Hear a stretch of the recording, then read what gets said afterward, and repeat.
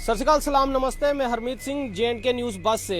कुछ ही देर पहले आपको मैंने चैनल पर खबर बताई थी कि जो सुप्रीम कोर्ट का कल एक प्लेसेस ऑफ वर्शिप एक्ट को लेकर जो सुनवाई थी, और उस सुनवाई में जहां पटिशंस ने ये वर्शिप एक्ट को डिस्ट्रॉय करने के लिए कि ये वो वर्शिप एक्ट है, ये वो एक्ट बनाया गया है जहां पर जो हिंदू जो पटिशनर्स हैं उनका ये कहना कि हमें ये साबित करने में मुश्किल हो रही है, ये प्लेसेस ऑफ वर्शिप एक्ट जो है ये हमारे आड़े हाथ आ रहा है, इसलिए इसको जो है वो कहीं ना कहीं डिस्ट्रॉय जो है वो कर देना चाहिए। लेकिन जो हालात हमने यूपी के संभल में देखे और जितनी पटिशंस जो इस समय तकरीबन 16 पटिशंस हैं पिछले 3 साल में जो लगी हैं, जो 10 लोकेशंस में, जिसमें से यूपी में 5 पटिशंस जो लगी हुई हैं। सुप्रीम कोर्ट ने कल जो 3 बेंच की जो इस पर बेंच बैठी थी, जिसमें जस्टिस विश्वनाथन, सीजीआई जो है संजीव खन्ना बैठे थे, इन 3 बेंच की जो एक वर्डिक्ट इनका जो आया है, उन्होंने एक आदेश पारित किया है कि कोई भी अब सर्वे जो है मंदिर के नीचे, माफ कीजिएगा, मस्जिद के नीचे जो मंदिर ढूंढने को लेकर जो सर्वे की बात की जा रही है, अब उस पर आदेश सुप्रीम कोर्ट ने लोअर कोर्ट्स जो हैं उन सब पर रोक लगा दी है।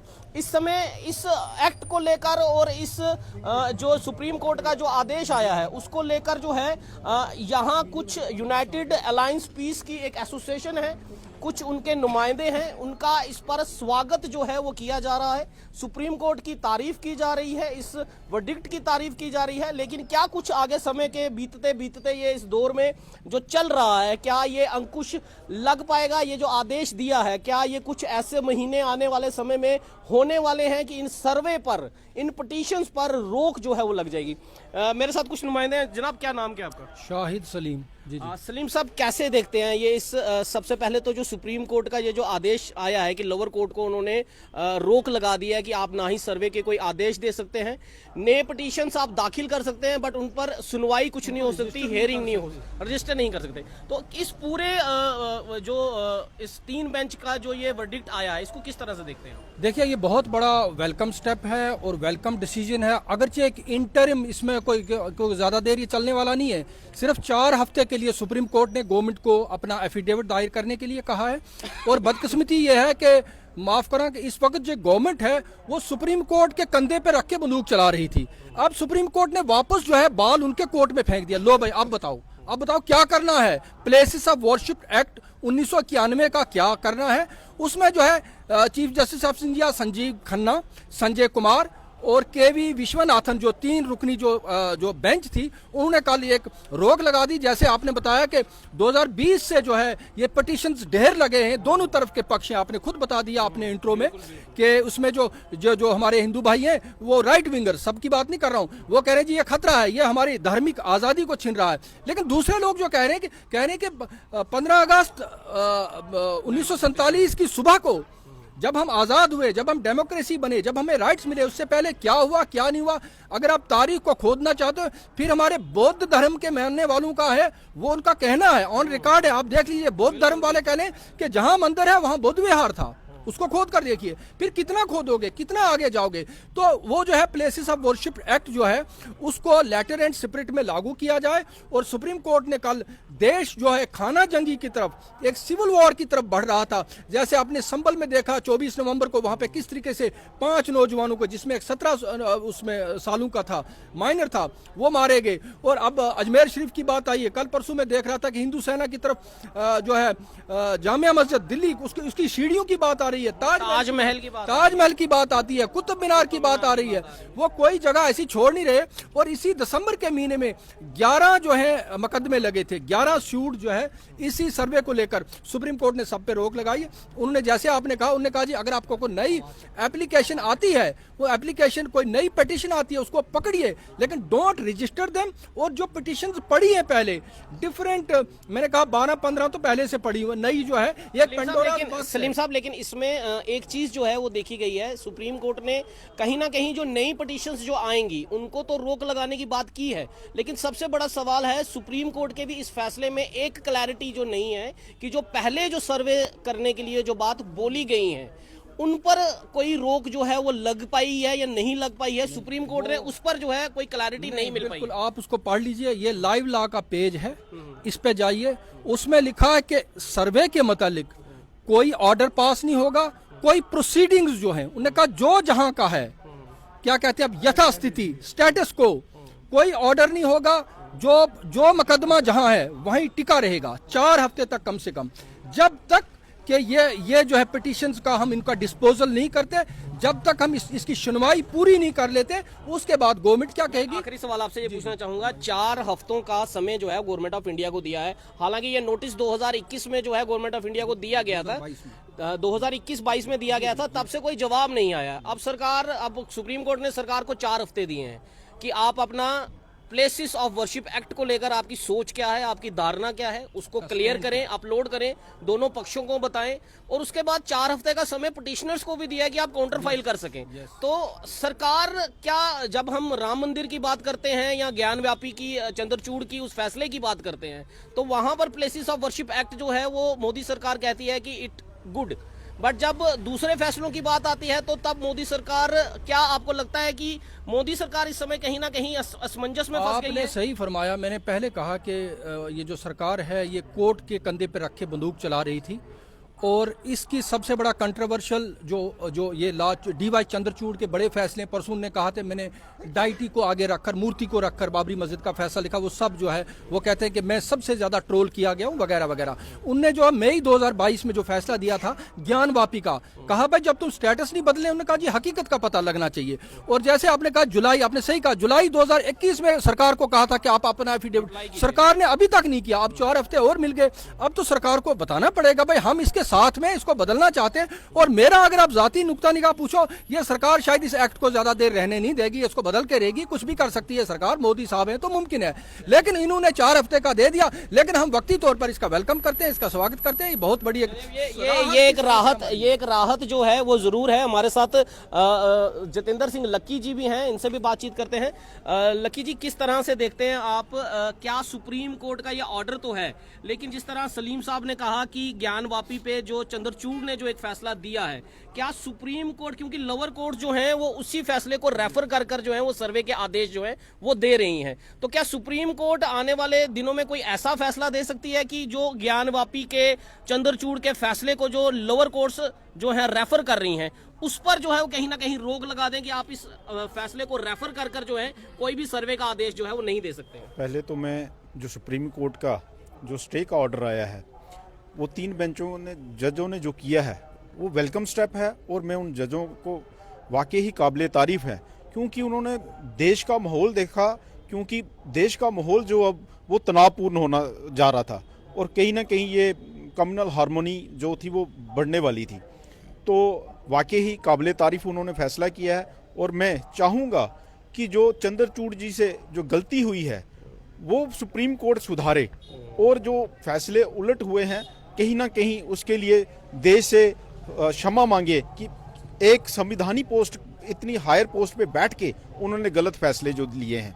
दूसरा, अब गेंद जो है वो सरकार के पाले में है, अब सरकार देखे कि उन्होंने देश में तनावपूर्ण माहौल पैदा करना है, या देश जो हमारा सेकुलर था, जो आपसी भाईचारा, हिंदू मुस्लिम सिख ईसाई का जो भाईचारा था, उसको कायम रखना है। अगर वो चाहते हैं कि देश में तनावपूर्ण माहौल पैदा हो तो जो मर्जी फैसला। क्या आप ये मानते हैं कि देश संविधान के साथ चलना चाहिए या धर्म को आगे रखकर जो है वो चलना चाहिए? अगर तो धर्म को आगे रख के चलना चाहिए तो फिर संविधान की इन किताबों का, कॉन्स्टिट्यूशन का मायने क्या रह जाते हैं? देखिए, जब सरकारें बनती हैं वो देश के संविधान से बनती हैं, जब देश के संविधान के मुताबिक वो सरकारें बनी हैं तो फिर देश का संविधान मानना चाहिए, फिर धर्म की राजनीति है वो पीछे रखनी चाहिए। कहीं ना कहीं पिछले कुछ अरसे से धर्म की राजनीति जो है वो हावी हो रही है। सरकार, जो भी पार्टीज हैं वो चाहती हैं कि हम धर्म की राजनीति को आगे रख के जो है वो सत्ता में काबिज हों, और मैं चाहता हूं कि ये देश की उन्नति और विकास के लिए हानिकारक है। अगर देश में अगर डेवलपमेंट चाहिए, उन्नति विकास चाहिए, तो फिर हमें देश जो है वो संवैधानिक, जो हमारा संविधान है उसके मुताबिक चलना चाहिए, धर्म की राजनीति को दूर करना चाहिए। और मैं सभी देशवासियों से ये अपील करता हूं कि हमारा जो भाईचारा है, सेकुलरिज्म का जो भाईचारा है, उसको कायम रखें, आपस में हम खुशी खुशी रहें। हर किसी को अपनी गॉड की, अपने भगवान की वर्शिप करने का हक है, हम उनकी वर्शिप में ना दखलंदाजी करें। जो 91 का जो फैसला है प्लेस ऑफ वर्शिप, उसको हम काबिज रखें और उसको कायम रखें, आप अपने अपने धर्म की पालना करें और किसी के मजहब को हम आगे ना। देश जो है वो संविधान से चलेगा, ना कि धर्म से चलेगा। मेरे साथ एक सज्जन और हैं, इनसे जो है वो आखिरी सवाल जो है वो लेना चाहूंगा। सर, क्या मानते हैं आप कि जो अभी जो ऑर्डर निकला है, ये वर्डिक्ट जो निकला है, क्या ये कुछ महीनों के लिए राहत मिलेगी या कोई सुप्रीम कोर्ट कोई बड़ा फैसला इसके आगे भी दे सकता है? ऐसा है पत्रकार महोदय जी, मेरा नाम सुभाष मेहता है। जी जी मैं CPI ML का एक्टिविस्ट हूँ जी। और यूनाइटेड पीस अलायंस से मेरा पिछले 4 साल से संपर्क में हूँ और इकट्ठे हम काम भी कर रहे हैं। मेरी समझदारी ये कह रही है कि इतिहास हमारे सामने है। बाबरी मस्जिद का फैसला आया और जज के पीछे एक कुत्ती डाल दी गई, कुत्ती ने जज को पकड़ लिया। मैं आपसे एक छोटा होते एक निवेदन जरूर करना चाहूंगा, शब्दावली जो है उसका थोड़ा सा रखें, क्योंकि हम ये मीडिया में डाल रहे हैं। आप अगर कुछ गलत शब्दावली का यूज करेंगे तो हमारे लिए मुश्किल कुछ नहीं होगी, ये वीडियो डिलीट नहीं होगी, ये मैं आपको बिल्कुल देता हूँ। लेकिन कहीं ना कहीं फेसबुक की कम्युनिटी स्टैंडर्ड्स में मेरा ये तंजिया था मेरा जी जी कि आपको याद होगा कि justice Gogoi, chief justice of India, जी जी जी जी जी वो कभी 5 जजों के साथ बाहर आए थे और उन्होंने कहा था कि संविधान की धज्जियां उड़ाई जा रही हैं और गैर संवैधानिक काम किए जा रहे हैं और जो कम्युनलिज्म है उसको बढ़ावा दिया जा रहा है। वही जस्टिस गोगोई उसने कहा कि कोई आर्कियोलॉजिकल या जियोलॉजिकल कोई सबूत नहीं है कि उसके नीचे मंदिर था, लेकिन मेजॉरिटी लोगों की भावनाओं को देखते हुए मैं ये फैसला ले रहा हूं। उसे पूरे वहाँ कहीं हम कॉन्स्टिट्यूशंस में लिखे हुए और पार्लियामेंट में पारित हुए उन कानूनों को कहीं पीछे की तरफ ले जाते हैं। बिल्कुल ले गए हम। जब एक फैसला था कि जो परिस्थितियां हैं, संविधान में फैसला है ये कि जो धार्मिक दायरे जिसके भी हैं, सिखों के हैं, मुसलमानों के हैं, हिंदुओं के हैं, ईसाइयों के हैं या बाकी माइनॉरिटीज़ के हैं, वो वैसे के वैसे ही रहेंगे, उनके साथ कोई छेड़छाड़ नहीं होगी। लेकिन छेड़छाड़ हुई, उसके लिए सारे जिम्मेदार थे, कांग्रेस भी जिम्मेदार थी। उसके दरवाजे तो राजीव गांधी ने खोले, क्योंकि उस वक्त महंगाई के खिलाफ, कांग्रेस के खिलाफ प्रदर्शन हो रहा था। मैं सुभाष जी एक चीज आपसे पूछना चाहूंगा, प्लेसेस ऑफ वर्शिप एक्ट को लेकर जो सरकार को जो सुप्रीम कोर्ट ने 4 हफ्ते का जो समय दिया है कि अपना प्लेसेस ऑफ वर्शिप एक्ट को लेकर आपकी सोच क्या है, धारणा क्या है, आप इस एक्ट को कैसे लेते हैं? और जो सब जुडिस है, कोर्ट को, लोअर कोर्ट्स को कह दिया कि ये अब हमारे पास फैसला करने के लिए सुनवाई आई है, तो जब तक हमारी तरफ से कोई इस पर सुनवाई नहीं होती आप वो सब चीजें बंद कर दें। आप केंद्र सरकार को कैसे देखते हैं? वो आपको क्या लगता है वो क्या फैसला देगी?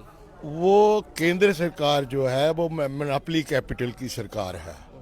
उस केंद्र सरकार को मोनोपोली कैपिटल जो है उसने कब्जे में कर लिया है।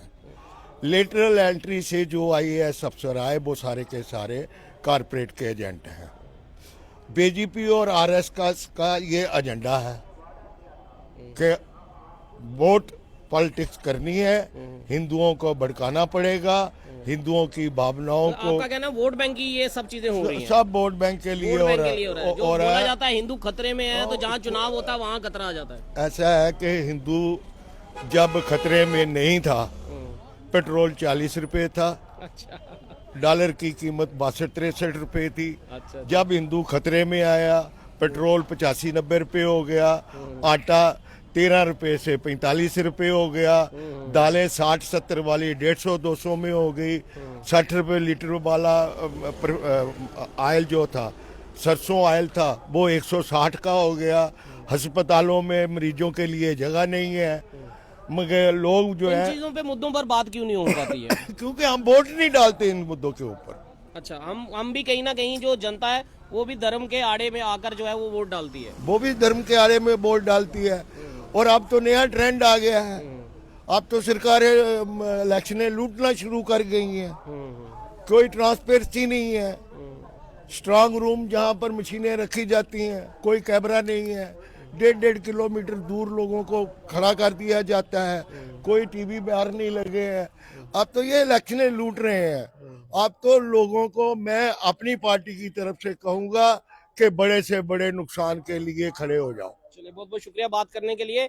किसी एक मजहबी बाढ़ आने वाली है जो चलिए, हम उम्मीद करेंगे ये बाढ़ ना आए। जो सुप्रीम कोर्ट ने जो फैसला दिया है वो कहीं ना कहीं इस बाढ़ को जरूर जो है वो रोकने का काम तो किया है। लेकिन अब सवाल ये है, किसी एक मशहूर सोच को सलाम, आपकी सोच को चलिए, सलाम। बहुत बहुत शुक्रिया आप आपका। जैसे लोगों का हम स्वागत करते हैं कि जो को एग्जिस्टेंस, आपसी भाईचारे, शांति को डेवलपमेंट का रास्ता समझते हैं।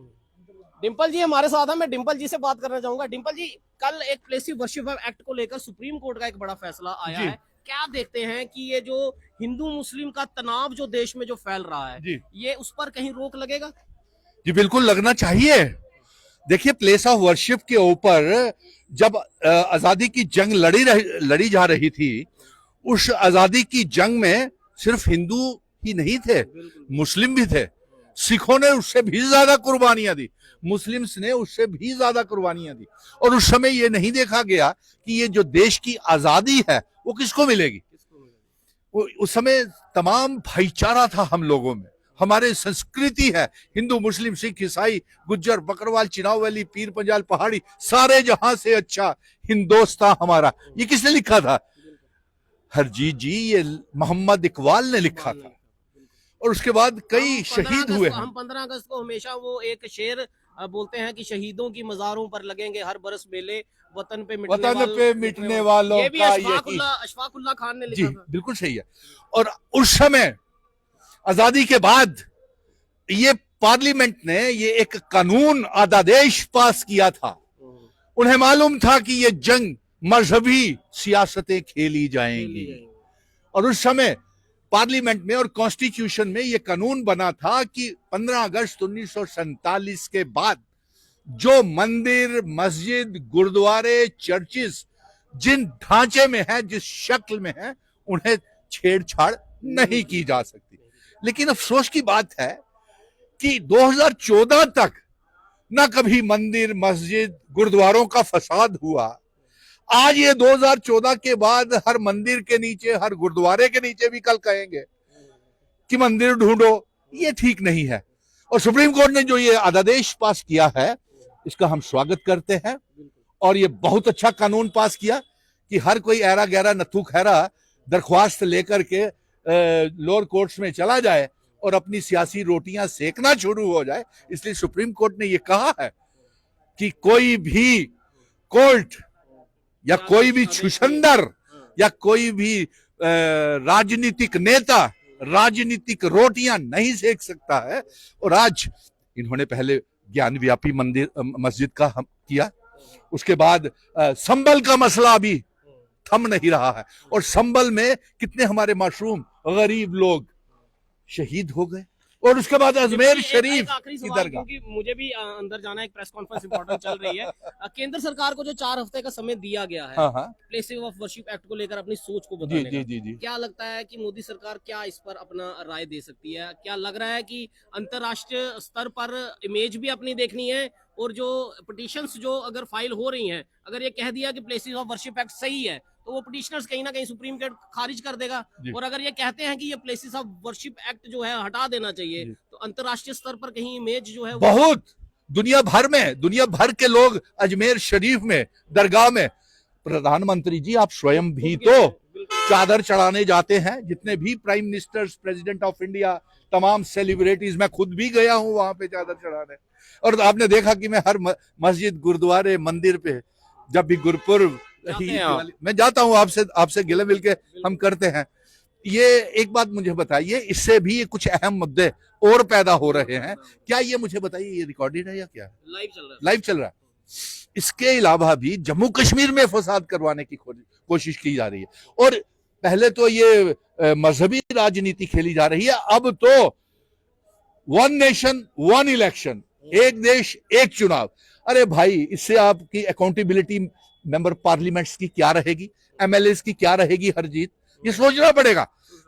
5 सालों तक जब आपको इस पर पारित तो हो चुका है, कैबिनेट में भी पारित हो चुका है, और जो नंबर लोकसभा राज्यसभा में है वहां पर भी पास हो जाएगा, लेकिन विपक्ष इस पर हावी है, इंडिया अलायंस भी इस पर हावी है। हरजीत जी, कल आप एमएलए बन जाते हैं या मैं राज्यसभा में या मेंबर पार्लियामेंट बन जाता हूं। अब मैं भी मस्त हो गया, आप भी मस्त हो गए, आप भी अपने इलाके में नहीं जाएंगे, कोई भी हॉर्स ट्रेडिंग होगी, हर रियासत के अपने अपने मसले हैं। अब जैसे अगर देखिए कोई जम्मू कश्मीर में ऐसी सरकार बन जाए, आगे ही डिस्टर्ब्ड स्टेट है, और यहाँ पे कोई आतंकवादी समर्थक सरकार बन जाए तो उसको डिसॉल्व कैसे करेंगे? नंबर 2, झारखंड, महाराष्ट्र, गुजरात, उत्तर प्रदेश, वेस्ट बंगाल या मध्य प्रदेश, कहीं भी हर एक जगह के अपने अपने अपने मसले हैं, ठीक है ना, और अपनी अपनी मुश्किलें हैं। अब जब 5 सालों तक पार्लियामेंट के चुनाव असेंबली के चुनावों के साथ होने हैं और असेंबली को आप डिसॉल्व नहीं कर सकेंगे, फिर तो वहां पे असेंबली में खरीद फरोख्त एमएलए की शुरू हो जाएगी। अभी इस पर कई विचार आने बाकी हैं डिंपल जी, मुझे लग रहा है शायद आप जल्दबाजी कर हाँ, रहे हैं। नहीं, मैं इसको आउटराइटली आपके द बज़ न्यूज के माध्यम से रिजेक्ट कर रहा हूँ। चलिए, बहुत बहुत शुक्रिया हमसे बात करने के लिए। एक तरफ देखो, इसमें एक बात हो रहा है, जम्मू कश्मीर के लिए कल एक बिल आ रहा है। पहले इन्होंने रीऑर्गेनाइजेशन, डिलिमिटेशन करके सारी ताकत एलजी और चीफ सेक्रेटरी को दे करके जम्मू कश्मीर को बर्बाद कर दिया। अब एक और बिल आ रहा है कल, आपकी जानकारी के लिए, दर्शकों की जानकारी के लिए बता दो कि ये जम्मू कश्मीर का दर्जा और घटा करके यूनियन टेरिटरी से भी ये पौंडीचेरी टेरिटरी के बराबर और दिल्ली की टेरिटरी। उमर अब्दुल्ला सरकार क्या करेगी? वही तो मैं कह रहा हूँ ना, उनका रोल क्या रह जाएगा? उनके वादे कहाँ रह जाएंगे? वही तो मैंने कहा ना, वो तो रेजोल्यूशन ऐसे खुलासा तो जो कर रहे हैं, लेकिन इससे कहीं ना कहीं उमर सरकार भी जो है वो कटघरे में आके, तो इसके लिए मैंने कह दिया है, मैंने अलायंस सरकार को कह दिया कि एक वन नेशन वन इलेक्शन को खारिज किया जाए।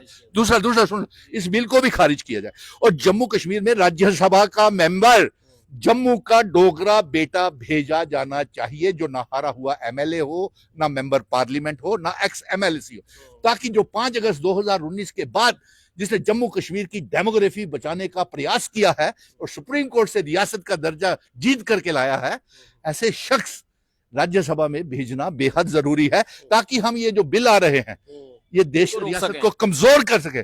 जम्मू का डोगरा बेटा, जम्मू का डोगरा बेटा राज्यसभा से जोरदार तरीके करने, वन नेशन वन इलेक्शन और रियासत का दर्जा, आर्टिकल 370 35A स्पेशल स्टेटस, जो आपने कहा कि ये सरकार ने तो रेजोल्यूशन भेज दी है, उसका उन्होंने रिसीट नंबर लगा के अपने पास ले लिए, इन्होंने डिस्पैच नंबर कर दिया राज्य है, तो उसको आवाज तो उठानी है ना। और अगर यही रफ्तार रही तमाम पॉलिटिकल, और मैं बीजेपी के 28 एमएलए को भी कहूंगा, भाई अगर डोगरे हो तो जागो, तुहाड़ी रियासत का सत्यानाश हुआ था जे बेड़ा करके तुसें 5 अगस्त 2019 की करी ओड़िया। सुनील डिंपल कुत्थे तक सुप्रीम कोर्ट च रियासत भी वापस ले आया, हुण बचाओ तो सही। और अगर इसी रफ्तार दे कन्ने सारियां पार्टियां BJP, Congress, national conference, PDP इसे रफ्तार करने काम कर दिया रही, तो रियासत जे 10 साल नहीं जी आनी।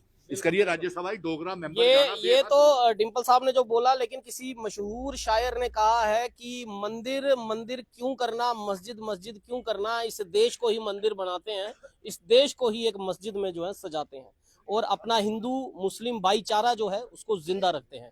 इस पूरी खबर को लेकर आपकी क्या राय है? अपनी राय कमेंट बॉक्स में जरूर दीजिएगा, और इस वीडियो को हो सके तो शेयर जरूर कीजिएगा, क्योंकि ये देश के सम्मान के लिए वीडियो है, देश के रिश्तों के लिए वीडियो है, इसलिए आपका शेयर करना बनता है। और यूं ही आजाद पत्रकारिता और निष्पक्ष पत्रकारिता को जिंदा रखने के लिए हमारे J&K न्यूज बज़ को हर एक सोशल मीडिया माध्यम पर आप लाइक, शेयर, फॉलो और कमेंट और शेयर जो है वो जरूर किया करें। फिलहाल दीजिए इजाजत, मैं Harmeet Singh, J&K news buzz से।